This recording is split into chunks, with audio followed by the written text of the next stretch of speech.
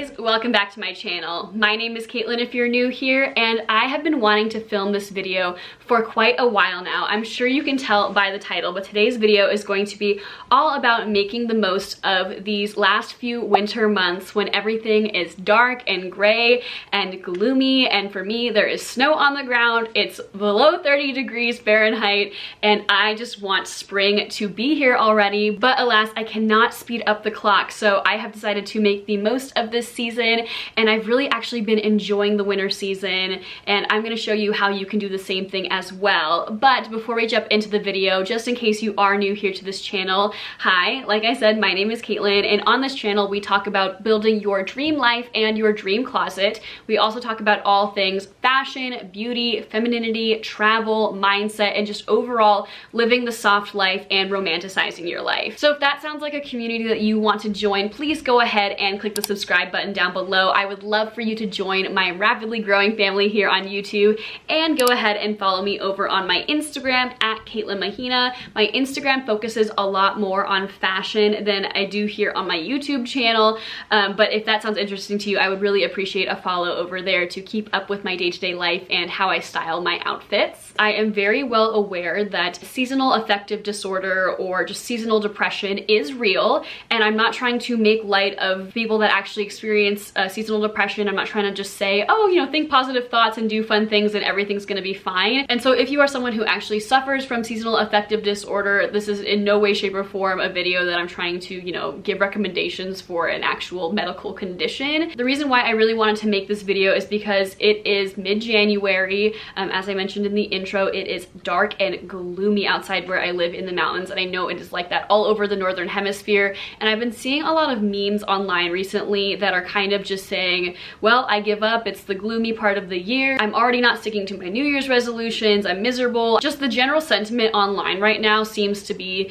that people have just given up because it's that time of year where you're just waiting for the winter season to be over. And I am someone who has decided to romanticize my life in every season, and I really do feel like even though we do not have the holidays to look forward to anymore in the winter time, there are so many things that we can still embrace about this season so that we're not destined to being miserable for the next couple of months while we wait for spring to come. And I just wanted to share some things that I've been doing and that I think could be really beneficial if you find yourself in a winter slump right now. So if you're curious as to what some of these things are, please stay tuned to the end of this video because I really do have some awesome things to share with you guys. So let's go ahead and get started. The first thing that I want to touch on is actually your mindset. And this is something that I have been working on a lot recently because if I'm being honest, you guys, I have not seen the sun in about 3 weeks. And I love living here. I love living in Montana in the mountains, but a lot of people are grumpy in my town right now, myself included, because honestly, it does suck to look outside the window as I am now and just see a gray sky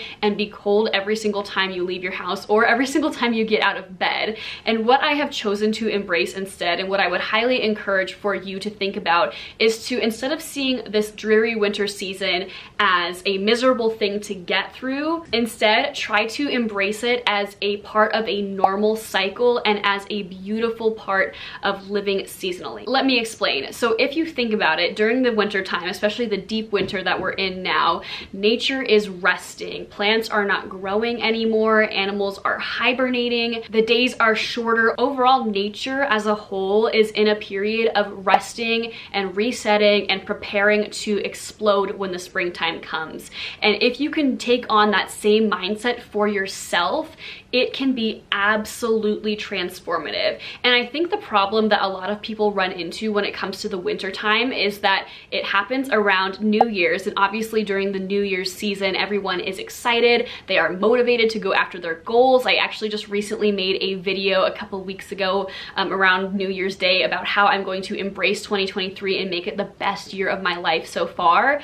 So we get really motivated during that season to go after things and to hit the gym 7 days a week and to read a bunch of books and, you know, have a social life and do all these things. But then we look outside and we don't actually want to do those things because it's miserable outside, and then we get really down on ourselves and really upset because we're thinking to ourselves, oh my gosh, like this is the time of year when I'm supposed to be go, go, go, you know, achieving and doing. But outside us, everything is indicating that, hey, no, rest, slow down, sleep more, stay cozy. And I think if you embrace that mindset shift and work with nature and work with winter and work with the season of embracing this quiet, restful period, you will be a lot less hard on yourself, and you will be able to see the beauty and the magic in the stillness and the quietness and the darkness of winter. Just like the animals outside that are, you know, hibernating and preparing for when the sun comes back out, consider using that same thought process and using this time as a time to set yourself up for success when the sun is out and you want to go outside and you want to do things. So now is a great time for planning, for goal setting. It's more of a time of reflection and going inward and trusting your intuition and really getting in touch with your emotions and what you need in order to be able to go after your goals when it is warmer outside and when we are able to do things a lot more easily and we're more motivated because the sun is out. The next thing that I want to talk about are some daily activities that you can incorporate into your routine that will really help you feel like the best version of yourself while still honoring this period of rest and stillness. The first thing is an obvious one, and that is to move your body. I'm not saying you need to do, you know, CrossFit workouts every single day unless that's your thing and you really enjoy it. I'm not saying that you need to, you know, hit that indoor treadmill every single day or else your workouts don't count. I've talked about this before on my channel, but I am a huge lover of Pilates. So every morning I do 30 to 45 minutes to an hour of Pilates, and that can look like anything from lifting, you know, little weights, using resistance bands, stretching. Pilates is just a very kind of almost feminine, like beautiful form of exercise that past versions of myself would have thought are not enough because I wasn't sweating and dying and I wasn't sore for days afterwards, which to be fair, I still am sore for days after I do my Pilates workouts. But just any form of moving your body that feels good to you, whether that's yoga, stretching, dance, you know, ballet, bar, going on walks if you live somewhere where it's, you know, safe to go for walks and there's not ice on the ground that you're gonna slip and fall on. Just anything that counts as moving your body. Moving your body is such an important part of maintaining your mental health as a human. This is just my opinion. I am not a doctor, obviously. I'm not a PT or, you know, in the medical or, you know, training world at all. But what I've come to learn about myself is that if I'm focusing too much on, you know, either go, achieving my goals and not making time to, you know, take care of my body, or if I'm doing the opposite and I'm feeling lazy and you know, kind of in a slump, moving my body is so good for your mental health and for your physical health. The next thing that you really should think about is focusing on nourishing your body with foods that are good for it. And I'm not trying to advocate for any diet in particular. I'm not trying to say you need to go on a diet. I'm not trying to say anything, but all I'm trying to get at is that you should know what feels good when you eat it. So I know it's that time of year when you just want to stuff like cheese fondue and baked goods and all this like delicious warm food in your face. And I have learned that I need to start prioritizing what's gonna make me feel good in the long term. And I'm gonna make a whole separate video about this, about how I've achieved my dream body only using my mind. So if that sounds like a video that you're interested in, please consider subscribing down below because that will be coming at some point this year. I can't say exactly when because it's not something that I've totally mastered yet, but I really feel like I have never been so confident in my body and I've not been following any particular diet or anything. It's just been all up here. But anyway, as I was saying, I feel like this time of year when we feel so miserable and like we don't want to get out of bed, food can be a real source of comfort. And I'm not trying to say that you need to all the time eat super healthy, but what I have learned and something that's really improved my relationship with food during this time is instead of just putting things in my body that will feel good in the moment, like, oh my gosh, this you know, piece of cake tastes so good, or this, you know, 4 slices of really decadent cheese pizza just feels so good right now, but then feeling miserable later that day or that night or that week because I put garbage in my body and feeling sluggish and exhausted, which I already feel sluggish and exhausted because I haven't seen the sun in weeks, you know, that just amplifies that effect and then you just feel so awful about yourself. But since I've started prioritizing foods that nourish my body and that make me feel healthy in the long run opposed to just feeling good in the moment, oh my gosh, my energy levels have skyrocketed. I don't even drink coffee anymore because I don't feel the need to. I wake up and I feel full of energy because I put, you know, vegetables and, you know, I hydrate myself. That's another point. Make sure that you are hydrating yourself because I know this is something you should be doing year round, but again, if you already are feeling, you know, slow and sleepy and just really sluggish and foggy, like you've got a brain fog going on, and you're not drinking water, especially this time of year when, you know, typically you're inside, the heat is on, the air is dry, you need to be drinking probably more water than you would normally in the summertime. I know I have upped my water intake and it has like healed my flaky, dry skin. It helps my food digest a lot better, which again, in turn leads to me feeling energized, and I still wake up and I'm excited to tackle my day. I literally don't snooze my alarm anymore, which is something that I used to always do in the wintertime because I need the sun to get out of bed, or that was a narrative that I would always tell myself, that I need to see the sun in order to wake up in the morning. I don't feel that way anymore because the food that I'm putting into my body and the amount of water that I'm drinking helps me feel so light and energetic that as soon as my alarm goes off, it doesn't matter what it looks like outside. It could be pitch black, which it is, and I still feel so ready to tackle my day. So definitely keep in mind what you're putting in your body. Something else that I would highly recommend incorporating into your daily routine is just some basic level of tidying up your space. And there have been many people that I've talked to, many studies that I've read, all kinds of different resources that I've read that really shows there is a direct connection to your mental health and the way that your space looks. So I'm not trying to say you need to, you know, sweep and dust and mop and polish everything in your space every single day. I incorporate 5 minutes in the morning and 5 minutes in the evening of just picking stuff up in my space and making sure that my clothes are put in the dirty laundry or they're hung up, and making sure that I don't have, you know, just stuff strewn all over the floor. And it's such a basic, simple thing, but there's something about coming home to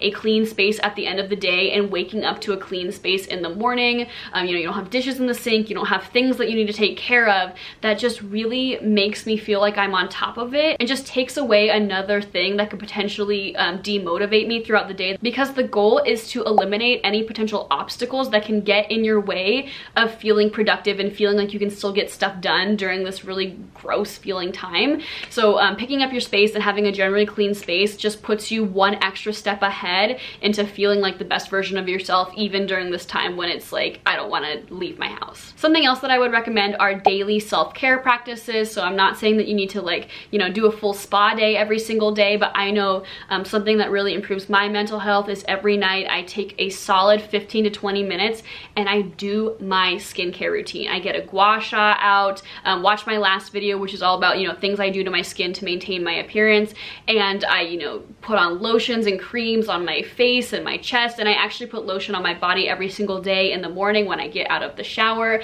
Just find little moments in the day where you can pamper yourself and really feel, you know, luxurious and soft and cozy. Speaking of feeling cozy, another huge thing is to just embrace the season of rest. I know I mentioned this a little bit earlier in the video, but every other animal on this earth in the winter season sleeps more, rests more, uses less energy. And I think fighting against that urge and then beating yourself up because you feel like you're spending too much time in bed, maybe that's a sign that your body needs rest. So I know during this time of year, I make it a habit any time of year to get at least 7 hours of sleep a night. I know you're supposed to get 8, but I've actually found lately that I get 7 hours of sleep a night and I feel just fine. I don't know if it's again because of the food that I'm eating, but I digress. Some nights, if I have nothing else going on, I'll go to bed early enough to give myself 8 or 9 hours of sleep. And oh my gosh, sleep, obviously this is not, you know, a novel concept. I didn't invent this, but sleep is so healing. So don't beat yourself up. Don't be super hard on yourself. If you find that you need rest more often than you normally would, take it from me as someone who used to have the exact same routine no matter the season. Embracing restful periods during the winter time is life-changing. You will find yourself in such a better mood when you wake up and you feel rested and you're actually like ready to make it through the day. Also, it's cold outside and inside your house, so along with the restfulness, embrace feeling comfy and cozy. You know, spend time under a really fluffy blanket with fuzzy socks on, you know, have a fuzzy robe, you know, enjoy, you know, curling up on the couch with a cup of tea and a good book, or whatever it is that makes you feel comfortable and cozy and like you're in your little cozy wintertime nest. Embrace that, because during the summer months when it's hot, who who wants to curl up under a super fuzzy blanket and drink hot cocoa and, you know, spend hours and hours under a super hot duvet? That's just not something that you want to do. So embrace this season where you can do those things and it feels good and you're not sweating to death. The last category that I want to touch on during this video are sort of special things or things that you might not necessarily incorporate into your everyday routine, but are still super, super beneficial and can help you appreciate the winter season and make it through the season a lot smoother. The first one is intense pampering and self-care. And I know I mentioned daily self-care and daily pampering. For example, once a week, I do a deep, intense shower where I exfoliate all the dead skin off of my body. I take care of my nails, which I don't obviously have nail polish on right now, but if I was getting nail polish on my nails regularly, you know, looking forward to having beauty appointments or, you know, whatever it is that makes you feel beautiful. If it's like an appointment-based thing, whether it's getting a new haircut, getting a facial, I don't know, whatever it is that you're looking forward to, incorporating more of that into your routine just makes you feel like the best version of yourself and makes you feel beautiful, and therefore you are more likely to present the best version of yourself out there to the world, and it just is motivating. Like if you look good, you want to go outside and you want to do stuff. Earlier I also mentioned doing a daily cleaning routine, you know, cleaning your space, doing general upkeep, but probably once a month in the wintertime, or sometimes even every week, I will do a more intense deep clean because you're spending more time at home. You know, it's cold, you don't want to leave the house, and so, you know, this is the time when I will actually like really organize my stuff. I will go through my clothing and see what I want to get rid of and make space to add new things into my closet in the spring. I will dust, I will vacuum, I will, you know, incorporate more plants into my space. I will, you know, buy candles. I'll buy extra things to put in the home that make it feel extra special, because kind of like how we spent a lot of time at home during the pandemic, during the wintertime we spent a lot more time at home, and so embrace that and really make your space feel incredible and light and organized and cozy and lovely, and like somewhere where you actually want to spend time and where you feel excited to spend time. I did touch on this briefly in the beginning of this video, but this really is a great time to set yourself up for success at achieving your goals later in the year. So this is a really great time to sit down with a planner or a calendar or a journal, you know, really reflect on and meditate on what are your goals for the year. Personally, I am not someone who feels that, you know, the New Year's is the only time that you can kind of like restart your life. I think a great time to do that is actually in the springtime, because you're coming out of this restful, reflective, meditative period that is the dark winter season.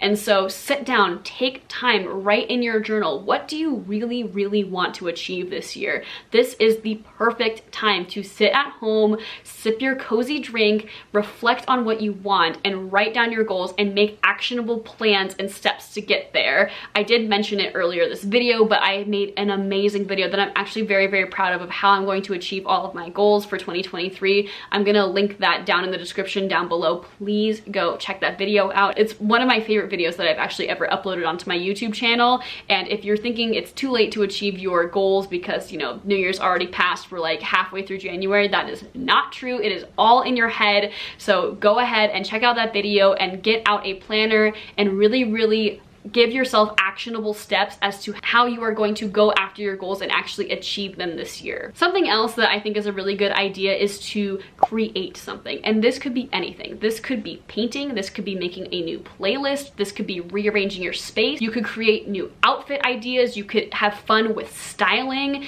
That's actually another really good point, is that it's really cool during the winter season to embrace layering. You know, for example, this dress that I love so much and I actually featured in a fall haul video. I saw this hanging in my closet and I really wanted to wear it today, but I couldn't figure out how because it's like 22 degrees and I'm going out to dinner after this. And then I thought, you know what? Black turtleneck, black tights, and black knee-high boots. Like, hello, I'm obsessed with this outfit, and I can't style this outfit this way in the summertime. You know, there is a period during the summertime, as someone who loves fashion, where I start to get really frustrated because it feels like it's so hot. The only thing that I have the patience to wear is a dress, which, don't get me wrong, I love dresses, but embracing the fashion of the winter season and embracing getting creative with layering, adding cool accessories like gloves, hats, tights, you know, underlayers, coats, you know, fun hair accessories, fun bags. And I've actually made a couple of Instagram reels about this, about how to dress in a way in the wintertime that excites you and that you look forward to putting your outfit on, that I feel like is such an important step of embracing the winter season and appreciating it and loving it. Because if you know, have fun with what you're wearing, if you have fun with, like I said, making a playlist, you know, making art, making, you know, taking photos, just really creating something and bringing something to life, I honestly feel like that is the key ingredient to bringing yourself alive, especially during this time